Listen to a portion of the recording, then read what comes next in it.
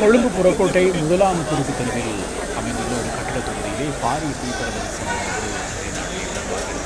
சரியாக இன்று மதியம் இந்த தீப்பரவல் ஏற்பட்டிருக்கிறது. இந்த தீப்பரவலை இப்போது கட்டுப்படுத்துவதற்காக இலங்கையினுடைய விமானப்படைக்கு சொந்தமான பெல் 212 ரக உடந்து வாகனத்தை பயன்படுத்தப்பட்டிருக்கிறது.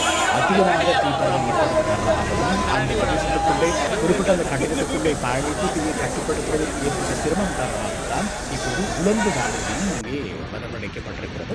குறிப்பாக இந்த தீயை கட்டுப்படுத்துவதற்காக 50க்கும் மேற்பட்ட தீயணைப்பு படை வீரர்கள் களத்திலே ஈடுபடுத்தப்பட்டிருக்கிறார்கள். அதே நேரம் இந்த தீயணைப்பு முழுமையாக கட்டுப்பாட்டுக்குள் கொண்டு வரப்பட வேண்டும் என்பதற்காக 15 தீயணைப்பு வாகனங்கள் அங்கே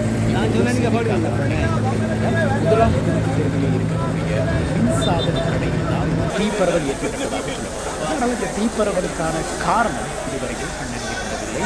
இன்னும் தீ கட்டுப்பாட்டுக்குள் கொண்டு வரப்படாமல் இருப்பதன் காரணமாக இப்போது அங்கிருந்து எந்த விதமான சேத விவரங்கள் தொடர்பாக குறிப்பாக இந்த முதலாம் குறுக்கு தெருவில் இருக்கக்கூடிய அதிகமான கடை தொகுதிகள் இருக்கக்கூடிய ஒரு கட்டிடத்தில் தான் இந்த தீப்பரவல் ஏற்பட்டிருக்கிறது. சுமார் 5 நாடுகளுக்கு ஒரு கட்டிடத்தில் இந்த தீப்பரவல் ஏற்படுவதன் காரணமாக ஏனைய கட்டிடங்களுக்கும் தீ பரவுவதற்கான வாய்ப்புகள் இருப்பதாகவும் சொல்லப்படுகிறது. ஆனால் இப்போதைக்கு கிடைத்திருக்கும் செய்திகளின்படி சேத விவரங்கள் தொடர்பான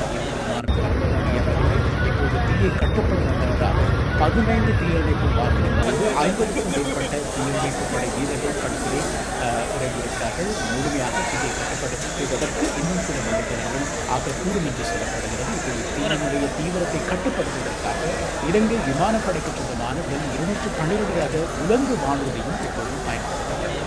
குறிப்பிட்ட அந்த பகுதியில் இருக்கக்கூடிய மக்கள் குறிப்பிட்ட அந்த கட்டிடம் அமைந்திருக்கின்ற பகுதிகளுக்கு செல்லாமல் இருப்பது நல்லது.